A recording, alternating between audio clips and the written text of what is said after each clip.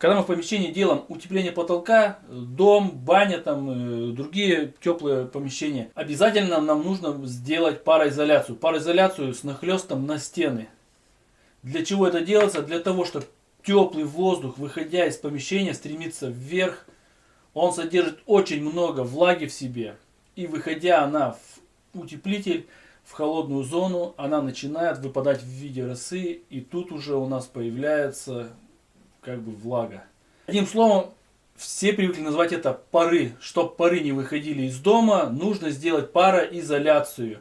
Тем самым мы защищаем свой утеплитель и вроде как сохраняем тепло. И у большинства людей сразу же возникает вопрос. Если же мы делаем пароизоляцию на потолок и не даем выходу парам на улицу, в утеплитель, то куда же девается влага? И все пишут, что неизбежно задают вопросы, куда девается влага. Влага будет конденсироваться на пароизоляции, куча воды будет на пароизоляции, ставим ведра, все бежит, водопады, это дождь. Давайте сегодня мы разберемся.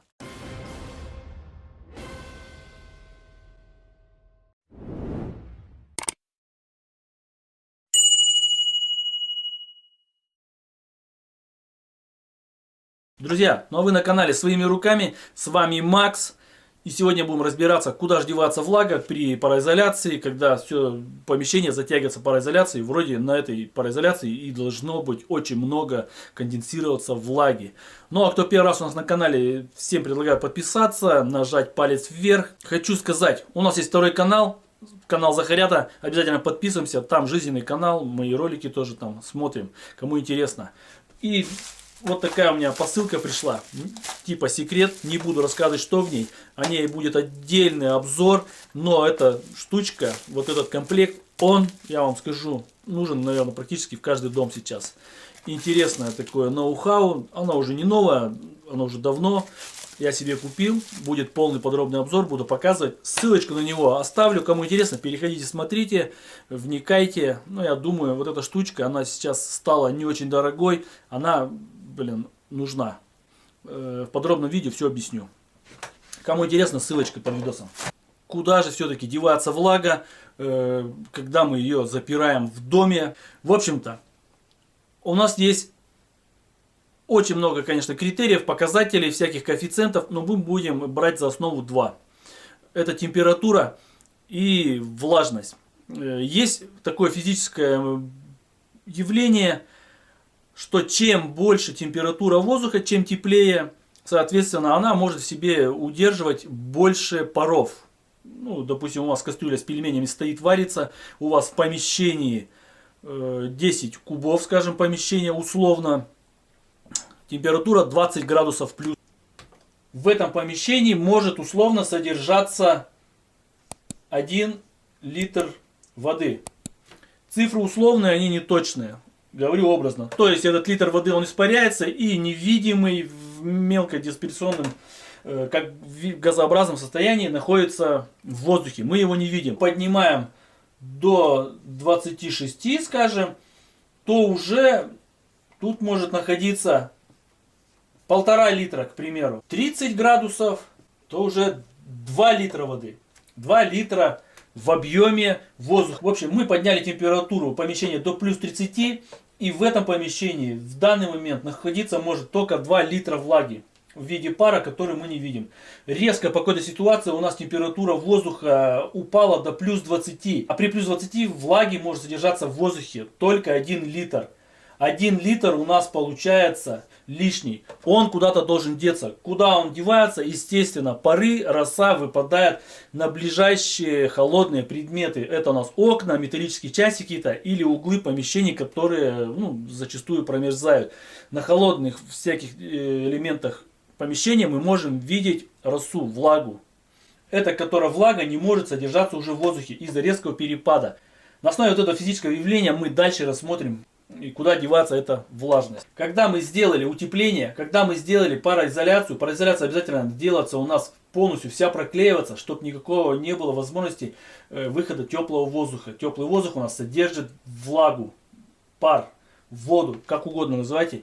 И при отрицательных температурах, мы уже сказали, начинает воздух охлаждаться, влага не может в нем удерживаться, вот этот лишний литр, он начинает выпадать в виде воды, капелек, росы. В теплом воздухе влаги больше содержится, в холодном меньше.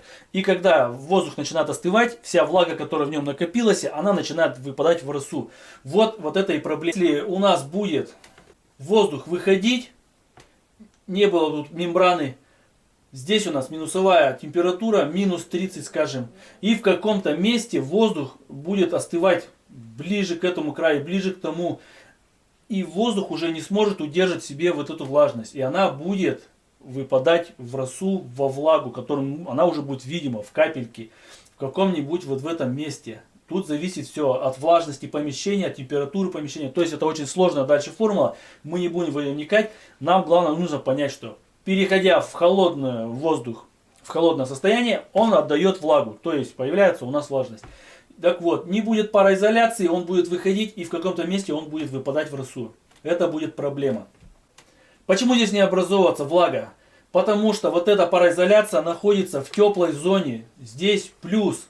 Что здесь плюс 20, что здесь под потолком еще даже больше, 22. И воздух, когда циркулирует с влагой, он, доходя до потолка, потолок тут даже еще теплей, под потолком, по идее, вот этот наш воздух, он может, ну, условно сказать, еще даже больше влаги насытить, соответственно, ему отдавать влагу некуда. Что будет, если не будет хватать у нас утепление? Утеплитель будет очень тоненький, здесь у нас минус 30, соответственно, он может охладиться, и вот эта зона может быть прохладной. Здесь уже будет под потолком в этом месте не плюс 22, а плюс 10 всего. Соответственно, воздух, циркулируя, поднимаясь под потолок, здесь холодная зона у воздуха будет. Он в этой зоне не может удержать влагу. Тогда при таком случае здесь появится у нас вода, роса. Это при недостаточном утеплении. Здесь могут пары образоваться. Только при таком моменте. Если будет все тепло, у нас делится утеплитель, слой утеплителя на две зоны. Одна зона условно средняя, это теплая зона. Верхняя зона, она холодная. Здесь с улицы где-то в середине или ближе к низу, к верху, вот эта зона делится. Получается, что у нас низ, пароизоляция и низ утеплителя, он находится в теплой зоне, и он точно такой же температуры, что и помещение, он прогревается. Соответственно, на нем влага не может никак отдаваться, воздух не будет на нем отдавать.